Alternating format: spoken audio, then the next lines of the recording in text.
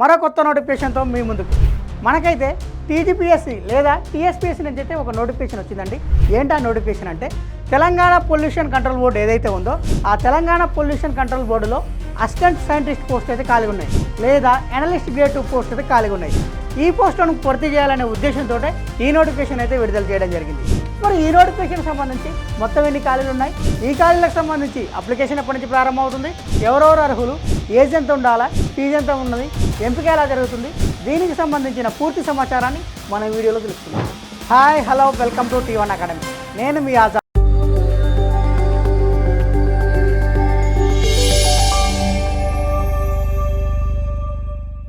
Telangana Public Service Commission మనకి ఏదైనా ఒక సంస్థ నుండి ఒక నోటిఫికేషన్ వచ్చినప్పుడు ఆ నోటిఫికేషన్కి అప్లికేషన్ చేసుకోవడానికంటే ముందు అసలు ఆ నోటిఫికేషన్ ఏ సంస్థ నుండి వచ్చింది, ఆ సంస్థ యొక్క పూర్వపరాలను తెలుసుకున్న తర్వాతనే మీరైతే ఆ నోటిఫికేషన్కి అప్లికేషన్ చేసుకోవాలి. ఇప్పుడు ఈ నోటిఫికేషన్ ఏ సంస్థ నుండి వచ్చింది, ఏ సంస్థ నుండి వచ్చిందంటే తెలంగాణ పబ్లిక్ సర్వీస్ కమిషన్ నుండి వచ్చింది. అంటే నిర్వహించే తెలంగాణ పబ్లిక్ సర్వీస్ కమిషన్ అయినా కానీ పోస్టు మాత్రం ఎందులో ఖాళీగా ఉన్నాయంటే తెలంగాణ పొల్యూషన్ కంట్రోల్ బోర్డులో ఖాళీగా ఉన్నాయి. అంటే తెలంగాణ కాలుష్య నియంత్రణ మండలిలో అసిస్టెంట్ సైంటిస్ట్ పోస్టులు ఖాళీగా ఉన్నాయి. ఆ ఖాళీలను భర్తీ చేయాలనే ఉద్దేశంతో ఈ నోటిఫికేషన్ అయితే విడుదల చేయడం జరిగింది. మరి తెలంగాణ పబ్లిక్ సర్వీస్ కమిషన్ ఎప్పుడు ఏర్పడిందంటే మనకు తెలంగాణ ఎప్పుడు వచ్చింది, 2014 జూన్ 2వ తారీఖు నాడు వచ్చింది. ఈ తెలంగాణ పబ్లిక్ సర్వీస్ కమిషన్ కూడా 2014లోనే ఏర్పడింది.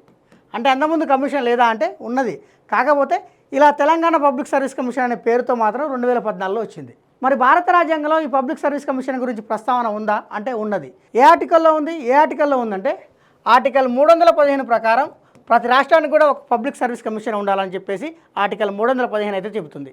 దానిని అనుసరించే ఈ తెలంగాణ పబ్లిక్ సర్వీస్ కమిషన్ అయితే ఏర్పాటు చేయడం జరిగింది. మరి ఇది ఏం పనిచేస్తుందంటే రాష్ట్రంలో ఏవైతే ఉన్నత ఉద్యోగాలు ఉన్నాయో ఆ ఉద్యోగాలను నిర్వహించే సంస్థ ఏదంటే ఈ తెలంగాణ పబ్లిక్ సర్వీస్ కమిషనే. ఉదాహరణకి గ్రూప్ 1 కావచ్చు, గ్రూప్ 2 కావచ్చు, గ్రూప్ 3 కావచ్చు, గ్రూప్ 4 కావచ్చు, ఇలాంటి ఎగ్జామ్స్ అన్నింటిని కూడా నిర్వహించే సంస్థ ఏది ఈ తెలంగాణ పబ్లిక్ సర్వీస్ కమిషనే. వీటితో పాటు ఇంకా పలు రకాల ఎగ్జామ్స్ని అయితే ఈ కమిషన్ అయితే నిర్వహించడం జరుగుతుంది. నోటిఫికేషన్ విషయానికి వచ్చేసరికి ఏ పోస్టులు ఖాళీగా ఉన్నాయంటే అసిస్టెంట్ సైంటిస్ట్ పోస్టు లేదా అనలిస్ట్ గ్రేడ్ 2 పోస్టు. ఈ రెండిట్లో ఏ పేరైనా ఒకటేనండి. అసిస్టెంట్ సైంటిస్ట్ అన్న ఒకటే, అనలిస్ట్ గ్రేడ్ 2 అన్న ఒకటే. మరి మొత్తం ఎన్ని ఖాళీలు ఉన్నాయంటే 20 ఖాళీలు ఉన్నాయి. మరి 20 ఖాళీలకు సంబంధించి అప్లికేషన్ ఎప్పటి నుంచి ప్రారంభమవుతుందంటే ఏప్రిల్ 27, 2026 నుండి ప్రారంభమై మే 25, 2026 నాడైతే క్లోజ్ అవుతుంది. మరి ఈ పోస్ట్కి అప్లికేషన్ చేసుకోవాలంటే ఎటువంటి ఎడ్యుకేషనల్ క్వాలిఫికేషన్ కావాలంటే ఎవరైతే ఈ అసిస్టెంట్ సైంటిస్ట్ పోస్ట్కి అప్లికేషన్ చేసుకోవాలనుకుంటారో వాళ్ళు ఖచ్చితంగా ఏదైనా గుర్తింపు పొందిన యూనివర్సిటీ నుండి డిగ్రీ క్వాలిఫై కావాలి. కేవలం డిగ్రీ క్వాలిఫై అయితే సరిపోతుందా అంటే సరిపోతుంది. కాకపోతే ఆ డిగ్రీలో కెమిస్ట్రీ అనేది ఒక సబ్జెక్టుగా ఉండాలి. అంటే డిగ్రీలో కెమిస్ట్రీ ఒక సబ్జెక్టుగా ఉండి ఎవరైతే డిగ్రీ క్వాలిఫై అవుతారో వాళ్ళందరూ కూడా ఈ పోస్ట్కి అయితే అప్లికేషన్ చేసుకోవచ్చు. ఒకవేళ BA వాళ్ళు ఉన్నారు, వీళ్ళు ఈ పోస్ట్కి అప్లికేషన్ చేసుకోవచ్చా అంటే చేసుకోకూడదు. ఎందుకు చేసుకోకూడదు అంటే డిగ్రీలో కెమిస్ట్రీ అనేది ఒక సబ్జెక్టుగా ఉండాలి. BAలో మరి కెమిస్ట్రీ సబ్జెక్టుగా ఉంటుందా అంటే ఉండదు. కాబట్టి BA వాళ్ళు అప్లికేబుల్ చేసుకోవడానికి ఎలిజిబుల్ కాదు. కేవలం డిగ్రీలో కెమిస్ట్రీ ఒక సబ్జెక్టుగా ఉండి డిగ్రీ ఎవరైతే పాస్ అవుతారో వాళ్ళు మాత్రమే ఈ పోస్ట్కి అప్లికేషన్ చేసుకోవాలి. మరి డిస్టెన్స్లో డిగ్రీ చేసిన వాళ్ళు అప్లికేషన్ చేసుకోవాలా అంటే చేసుకోవచ్చు. కాకపోతే ఆ డిస్టెన్స్ ఎడ్యుకేషన్లో కూడా డిగ్రీ ఎవరైతే చేస్తారో అందులో కెమిస్ట్రీ అనేది ఒక సబ్జెక్టుగా ఖచ్చితంగా ఉండాలి. కెమిస్ట్రీ అనేది ఒక సబ్జెక్టుగా ఉండి ఎవరైతే డిగ్రీ క్వాలిఫై అవుతారో అది డిస్టెన్స్లో కావచ్చు, రెగ్యులర్గా కావచ్చు, వాళ్ళందరూ కూడా ఈ పోస్ట్కి అయితే అప్లికేషన్ చేసుకోవచ్చు.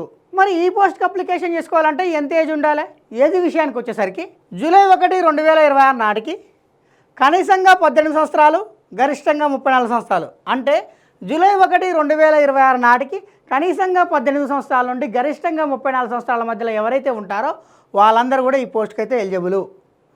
మరి ఈ పోస్టులకు సంబంధించి ఏజ్ రిలాక్సేషన్ ఉంటుందా అంటే ఉంటుంది. ఎంత ఉంటుందంటే SC వాళ్ళకు, ST వాళ్ళకు, BC వాళ్ళకు, EWS వాళ్ళకు వీళ్ళకు వచ్చేసి 5 సంవత్సరాల ఏజ్ రిలాక్సేషన్ ఉంటుంది. అదే ఫిజికల్లీ హ్యాండిక్యాప్డ్ ఎవరైతే ఉంటారో వాళ్ళకు వచ్చేసి 10 సంవత్సరాల ఏజ్ రిలాక్సేషన్ ఉంటుంది. అదే తెలంగాణ స్టేట్ గవర్నమెంట్ ఎంప్లాయీస్ ఎవరైతే ఉంటారో వాళ్ళకు వచ్చేసి 5 సంవత్సరాల ఏజ్ రిలాక్సేషన్ ఉంటుంది. అదే ఎక్స్ సర్వీస్ మ్యాన్ ఎవరైతే ఉంటారో వాళ్ళకు వచ్చేసి 3 సంవత్సరాల ఏజ్ రిలాక్సేషన్ అయితే ఉన్నది. మరి ఈ పోస్టులకు సంబంధించి అప్లికేషన్ ఫీజు ఎంత? అప్లికేషన్ ఫీజు విషయానికి వచ్చేసరికి ఎవరైతే ఈ పోస్ట్కి అప్లికేషన్ చేసుకోవాలనుకుంటారో వాళ్ళకు వచ్చేసి అప్లికేషన్ ఫీజు ఉదాహరణకి జనరల్ వాళ్ళు కానీ BC వాళ్ళు కానీ ఎవరైతే అప్లికేషన్ చేసుకోవాలనుకుంటారో వాళ్ళకు వచ్చేసి ఫీజు ఎంత అంటే 1000 రూపాయలు. అదే ఎస్సీ వాళ్ళు కావచ్చు, ఎస్టీ వాళ్ళు కావచ్చు, ఫిజికల్ హ్యాండిక్యాప్డ్ కావచ్చు, ఎవరైతే ఈ పోస్ట్కి అప్లికేషన్ చేసుకోవాలనుకుంటారో వాళ్ళకు వచ్చేసి 500 రూపాయల అప్లికేషన్ ఫీజు అయితే ఉన్నది. దానితో పాటు ఎగ్జామినేషన్ ఫీజు కూడా ఉందండి. ఎంత అంటే 80 రూపాయలు. మరి ఈ ఎగ్జామినేషన్ ఫీజు ఎవరెవరు కట్టాలంటే కేవలం ప్రభుత్వ ఉద్యోగులు ఎవరైతే ఉన్నారో వాళ్ళు మాత్రమే ఈ ఎగ్జామినేషన్ ఫీజు కట్టాలి. నిరుద్యోగులు ఎవరైతే ఉన్నారో వాళ్ళైతే ఈ ఎగ్జామినేషన్ ఫీజు కట్టాల్సిన అవసరం లేదు. అంటే నిరుద్యోగులకు ఎగ్జామినేషన్ ఫీజు నుంచి మినహాయింపు ఇచ్చారు. ఎంత అంటే 80 రూపాయలు. మరి ఈ పోస్టుకు సంబంధించి ఎంపిక ఎలా ఉంటుంది? ఎంపిక విషయానికి వచ్చేసరికి ఎంపిక అనేది మాత్రం ఒకే దశలో ఉంటుందండి. అది కూడా ఎగ్జామినేషన్ అంటే కంప్యూటర్ బేస్డ్ ఎగ్జామ్ అయితే ఉంటుంది. ఈ కంప్యూటర్ బేస్డ్ ఎగ్జామ్లో ఎవరైతే మెరిట్ సాధిస్తారో వాళ్ళనైతే ఈ పోస్ట్కి ఎంపిక చేయడం జరుగుతుంది. మరి ఈ పోస్టులకు సంబంధించి ఎగ్జామ్ ఎలా ఉంటుంది అంటే ఎగ్జామ్ ప్యాటర్న్ ఎలా ఉంటుంది? ఎగ్జామ్ ప్యాటర్న్ విషయానికి వచ్చేసరికి ఇది పూర్తిగా కంప్యూటర్ బేస్డ్ ఎగ్జామ్ అండి. మొత్తం వచ్చేసి 2 పేపర్లు ఉంటాయి. మొదటి పేపర్ అయితేనేమో general studies and general abilities ఉంటుంది. రెండో పేపర్ వచ్చేసి కెమిస్ట్రీ ఉంటుంది. మొదటి పేపర్లో 150 క్వశ్చన్స్ ఉంటాయి, 150 మార్కులు ఉంటుంది, 150 నిమిషాల టైము ఉంటుంది. రెండో పేపర్ వచ్చేసి 150 క్వశ్చన్స్ ఉంటాయి, 150 మార్కులు ఉంటుంది, 150 నిమిషాల టైం అయితే ఉంటుంది. మొత్తం వచ్చేసి 300 మార్కులు, 300 నిమిషాలు. మరి వీటికి సంబంధించి నెగిటివ్ మార్కింగ్ ఉంటుందా అంటే నెగిటివ్ మార్కింగ్ అయితే లేదండి. మరి ఈ ఎగ్జామ్ ప్యాటర్న్ సంబంధించి ఎగ్జామ్ అనేది ఏ లాంగ్వేజ్లో ఉంటుంది? అంటే పేపర్ 1కి వచ్చేసేమో తెలుగులోను ఇంగ్లీష్లోను 2 లాంగ్వేజ్లో ఉంటుంది. కానీ పేపర్ 2 విషయానికి వచ్చేసరికి కేవలం ఇంగ్లీష్లో మాత్రమే పేపర్ అయితే ఉంటుంది. మరి ఈ పోస్ట్ ఎంపిక అయితే జీతం ఎంత ఉంటుంది? జీతం విషయానికి వచ్చేసరికి ఎవరైతే ఈ అసిస్టెంట్ సైంటిస్ట్ పోస్ట్కి ఎంపిక అవుతారో వాళ్ళకు వచ్చేసి జీతం 45,960 రూపాయల నుండి 1,24,150 రూపాయల జీతం అయితే ఉంటుంది. మరి ఈ పోస్టుకు సంబంధించి ఎగ్జామ్ ఎప్పుడు ఉండొచ్చు అంటే ఖచ్చితంగా అయితే పేర్కొనలేదు, కానీ ఒక సూచన ప్రాయంగా అయితే ఇచ్చాడండి. ఎప్పుడు ఉంటుందంటే జూలై 2026లో ఉండొచ్చు అని చెప్పేసి ఓ అంచనా అయితే ఉన్నది. ఇలాంటి ముఖ్యమైన అప్డేట్స్ కోసం సబ్స్క్రైబ్ చేసుకోండి T1 అకాడమీ.